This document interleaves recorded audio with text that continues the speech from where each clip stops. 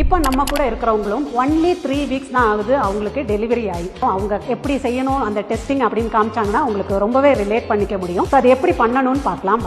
So first நம்ம இப்படி ரிலாக்ஸாக படுத்துக்கிறீங்க நீங்கள் செக் பண்ணுறதுக்கு. அதுக்கப்புறம் பொறுமையாக 2 காலையும் ஃபோல்ட் பண்ணி வைக்கிறீங்க. வச்சதுக்கப்புறமா ஜஸ்ட் எக்ஸேல் பண்ணிவிட்டு ரொம்ப ஃபோர்ஸ்ஃபுல்லாக க்ரன்ச் மாதிரி பண்ணாமல் ஒரு மினி க்ரன்ச் மாதிரி ஜஸ்ட் பண்ணிவிட்டு இப்போ உங்களோட கையை வச்சுக்கோங்க. ஒரு 2 விரல் பெல்லி பட்டனுக்கு மேலே, அதே பெல்லி பட்டன் ஏரியா அண்ட் அதுக்கு கீழே 2 சென்டிமீட்டர் தள்ளி. ஸோ ஃபஸ்ட்டு மேலே வைப்போம். பெல்லி பட்டனுக்கு மேலே 2 சென்டிமீட்டரில் இந்த 2 விரலையும் இப்படி சைடுவேஸ் வச்சு இப்படி ப்ரெஸ் பண்ணும்போது இப்போ தான் அவங்களுக்கு டெலிவரி ஆயிருக்குங்கிறனால பார்த்தாலே தெரியுது நல்ல ஃபிங்கர் அப்படி உள்ளே போகுது. ஏன்னா அந்த கேப் இன்னும் க்ளோஸ் ஆகலை, ஆப்வியஸ்லி இனிமேல் தான் ஆகும். ஸோ இப்படி உள்ளே போச்சுன்னா உங்களுக்கு டிஆர் இருக்குதுன்னு அர்த்தம். அதே இது நீங்கள் அதுக்கு அடுத்த லொக்கேஷன் பெல்லி பட்டன் பக்கத்தில் வச்சுக்கலாம். ஸோ அங்கே திரும்பவும் ப்ரெஸ் பண்ணி பார்க்குறோம். ஏன்னா எல்லாருக்குமே 3மே ஓப்பன் ஆகிருக்கணும்னு அவசியம் இல்லை. ஒரு சிலருக்கு கீழே க்ளோஸ் ஆகிருக்கலாம், மேலே ஓப்பன் ஆகிருக்கலாம், ஒரு சிலருக்கு 3மே இருக்கலாம். ஸோ அதுக்கடுத்து லாஸ்ட்டாக உள்ள லொக்கேஷன் அதுக்கு கொஞ்சம் கீழே வச்சும் திரும்பவும் ப்ரெஸ் பண்ணி பார்க்குறோம்.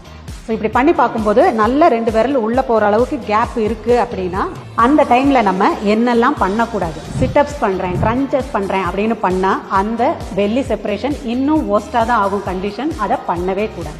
அப்போது நம்ம டிஆர் ஃப்ரெண்ட்லியாக உள்ள எக்ஸசைசஸ் தான் அவங்க ஸ்டார்ட் பண்ணணும்.